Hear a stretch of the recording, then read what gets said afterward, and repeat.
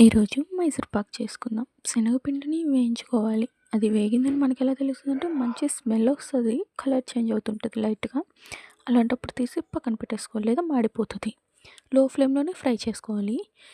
ఇంకా తర్వాత అదే ప్యాన్‌లో మనం ఎన్ని కప్స్ అయితే శనగపిండి తీసుకుంటామో అన్ని కప్స్ షుగర్ వేసి కొంచెం హాఫ్ కప్పు వాటర్ వేసేసి పాకమొద్దు. జస్ట్ కరగనివ్వాలి. తర్వాత శనగపిండిలో ఆయిల్ వేసి నెయ్యి. అంటే 1 కప్ ఆయిల్ వేసామంటే ఇంకో కప్పు నెయ్యి వేసేసి కలుపుకొని, ఆ కలుపుకున్న దాన్ని చక్కెర పాకంలో అనేది వేసి మనం కలుపుకుంటూ ఉండాలి.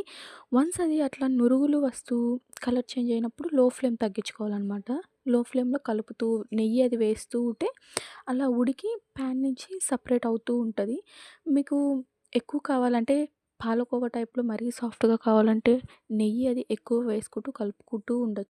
లేదు స్టాక్ ఉండాలి, చిన్న పిల్లలకి షుగర్ కంటెంట్ అట్లా తక్కువ ఉండాలి అని అనుకుంటే లైట్‌గా నెయ్యి వేసుకొని మనం తయారు చేసుకోవచ్చు.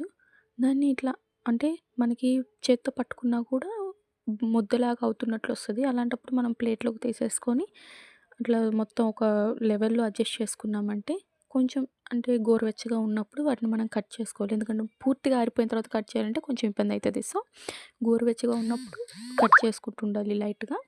అప్పుడేంటంటే మనకి కట్ చేయడం ఈజీ అవుతది. తర్వాత ఆ పీసెస్ అనేవి రావడానికి బావుంటది.